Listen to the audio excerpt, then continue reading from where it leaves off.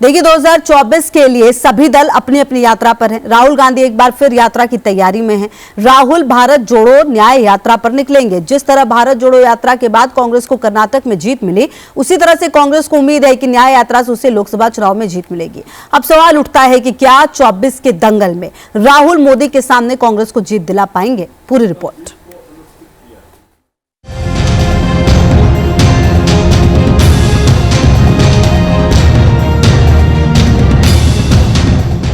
दो 2024 का भीषण दंगल जारी, कांग्रेस की यात्रा की तैयारी।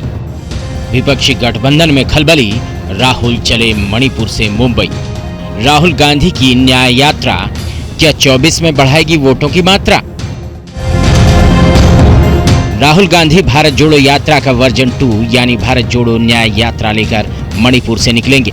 अब सवाल उठता है कि क्या राहुल 14 राज्यों की यात्रा करने भर से इन राज्यों की 355 लोकसभा सीटों को अपने पाले में कर लेंगे? राहुल ने भारत जोड़ो यात्रा निकाली, कांग्रेस हिंदी हार्टलैंड के 3 राज्य गंवा बैठी।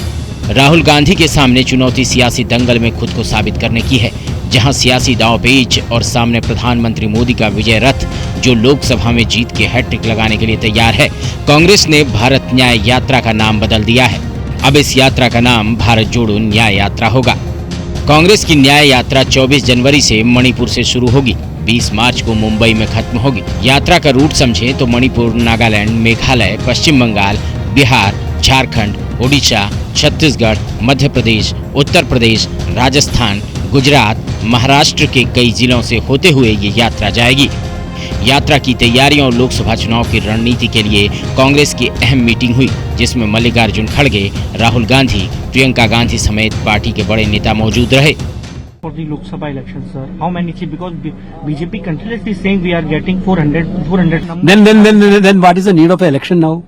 If they are very much so about 400 seats they are getting, no need of election, brother. People will decide. This is not the Congress or BJP is going to decide this much seat is. People of India will decide who is going to win, who is going to lose. They will decide the seats. We are not underestimating the people of the country. They are the most powerful people in this democratic system. We have to honor that. 67 दिनों की इस यात्रा में करीब 6200 kilometre का सफर तय किया जाएगा, जिसमें करीब 14 राज्य की 355 लोकसभा सीटों को कवर करने का प्लान है। कांग्रेस ने चुनावी जीत के लिए बेहद ही खास रणनीति प्लान की है, जिसमें सूत्रों के मुताबिक आधी सीटों पर चुनाव लड़ने पर ध्यान केंद्रित करने पर फैसला किया है। ये वो सीटें होंगी जहां पार्टी के चुनाव जीतने की संभावना ज्यादा है। राज्य की इकाइयों से उम्मीदवारों की लिस्ट तैयार करने को कहा है। जल्द ही इनकी लिस्ट जारी कर दी जाएगी। यात्रा के दौरान राहुल गांधी और कांग्रेस के नेता जनता के बीच जाएंगे और अपने मुद्दे बताएंगे। कांग्रेस इस यात्रा को 2024 का विजय मंत्र बता रही है, तो वहीं बीजेपी यात्रा के फेल होने की गारंटी दे रही है। पहले ये अपने साथियों के साथ न्याय कर लें। एक साथी कहता है कि जी हमें जो है वो हम नेतृत्व करेंगे, दूसरा कहता है कि हम नेतृत्व करेंगे, तीसरा कहता है हम नेतृत्व करेंगे।